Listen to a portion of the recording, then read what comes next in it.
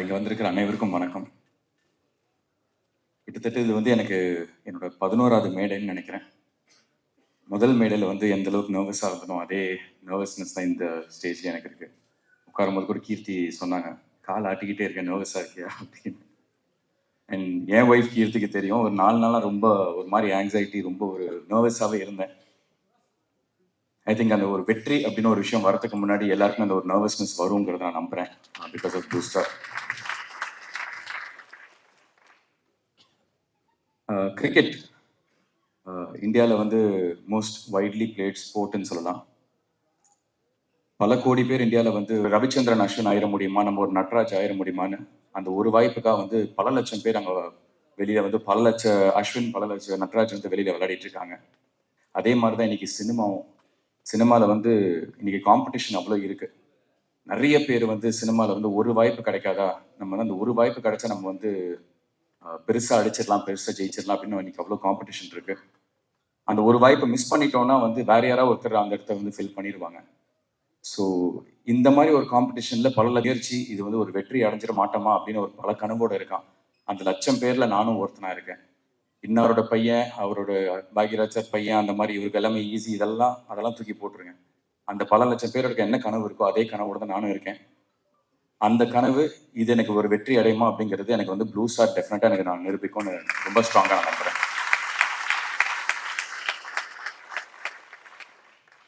முதல்ல இந்த படத்தோட தயாரிப்பாளர்கள் மூர்த்தி சார் அண்ட் சௌந்தர்யா, அவங்களுக்கு என்னோட நன்றி. பிகாஸ் நிறைய ஸ்ட்ரகிள்ஸ், நிறைய ஹேர்டல்ஸ் இந்த படம் ஃபேஸ் பண்ணிச்சு, லொக்கேஷன் வைஸாகவும் சரி, கிளைமேட் இதெல்லாம்.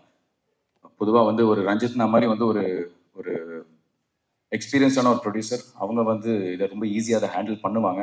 பட் புது ப்ரொடியூசர்ஸ்லாம் வந்து பயந்துருவாங்க. பட் எந்த விதமான ஒரு பயமும் இல்லாமல், எந்த விதமான ஒரு தயக்கமும் இல்லாமல் டைரக்டருக்கும் சரி, மற்ற டெக்னீஷியன்ஸ் அண்ட் ஆக்டர்ஸ் எங்கள் எல்லாருக்குமே வந்து நீங்கள் நினச்ச சினிமாவை எடுங்க அப்படின்னு வந்து அவ்வளோ ஃப்ரீடம் அண்ட் அவ்வளோ ஸ்பேஸ் கொடுத்த தயாரிப்பாளர்களுக்கு நன்றி.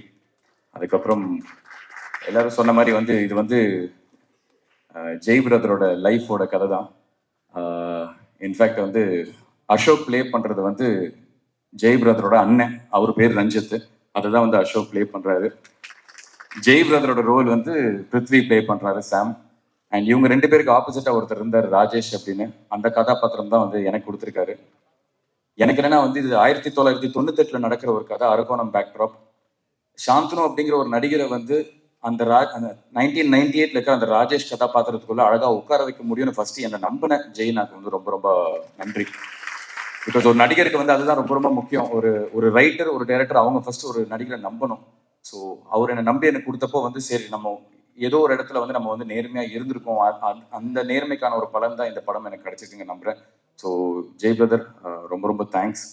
அண்ட் நிறைய திறமைகள் வந்து கொட்டி கிடக்குது எல்லா இடத்துலையும். பட் அது every nook and corner of the இண்டஸ்ட்ரியில் இருக்கு. அது எல்லாமே இன்னைக்கு வந்து ஃபர்ஸ்ட் வெளியில தெரியணும்னா அதுக்கான ஒரு பிளாட்ஃபார்ம் ஒன்று வேணும். ஒரு 100 கண்கள் பார்க்குற ஒரு அங்கீகாரம் ஒன்று வேணும்னா அதுக்கான ஒரு பிளாட்ஃபார்ம் ரொம்ப ரொம்ப முக்கியம். அப்படிப்பட்ட ஒரு பிராண்ட் கொடுத்த ரஞ்சித்னா, தேங்க்யூ ஸோ மச்னா. பிகாஸ் நான் ரொம்ப நாளாக வந்து ரஞ்சித் நகரை கேட்டிருந்தேன். ஆனால் ஐதர் உங்கள் டைரக்ஷனில் இல்லை உங்கள் ப்ரொடக்ஷனில் ஒரு படம் பண்ணணும்னு. ஸோ கரெக்டான ஒரு படத்துக்கு வந்து என்னை கூப்பிட்டு இந்த மாதிரி ஒரு வாய்ப்பு கொடுத்ததுக்கு ரொம்ப ரொம்ப நன்றி.